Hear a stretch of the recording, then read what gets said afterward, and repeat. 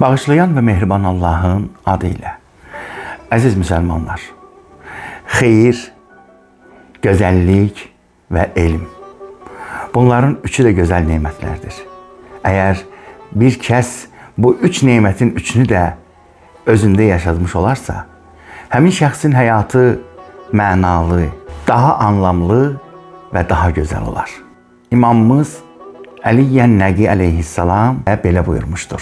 Xeyirdən də xeyirlisi, xeyirdən də xeyirli əməl onu yerinə yetirən və əncam verəndir. Xeyir özü özlüyündə gözəl bir nemətdir, gözəl bir əməldir. Məsələn, sədəqə. Sədəqənin özü gözəl bir nemətdir. Amma bir şəxs ki sədəqə verərsə, sədəqə verənin özü sədəqəni verməklə həmin neməti, həmin xeyri daha da gözəlləşdirir. Gözəldən də gözəl onun deyənidir, onu çatdıranıdır. Yəni gözəllik özü bir nemətdir. Amma o gözəlliyi doğru olan yerdə, doğru sözlərlə, gözəl nitq qabiliyyəti ilə, natiqliyi ilə, səlis danışıqlıqla bir şəxsə çatdırdıqda daha üstündür. Yəni gözəllik gözəldir, amma o gözəlliyi çatdırmaqlıq ondan da gözəldir. Elmdən də dəyərli onun daşıyanıdır. Yəni elm öz-özlüyündə gözəl bir nemətdir.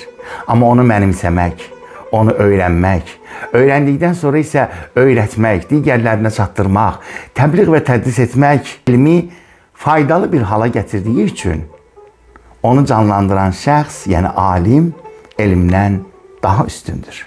Hədisin ardınca belə buyurur: şərdən daha pisi onu gətirənidir. Yəni şər öz-özlüyündə pisdir.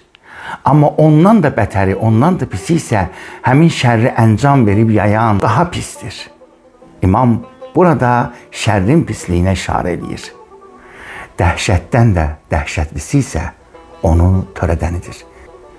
Elə isə mənim əzizlərim, İmamın bu buyruğundan belə anlaşılır ki, xeyir, xeyirxahlıq, gözəllik və elm bir yerdə olarsa bir insanda, insanın həyatını mənalı, anlamlı, ən nəhayət onu xoşbəxt edərsə, eləcə də şər və dəhşətli olmaq və onları yaymaq isə insanı bədbəxtliyə düçar edər. Allah bizlərin hamısını xoşbəxt olanlardan qərar versin inşallah. Amin.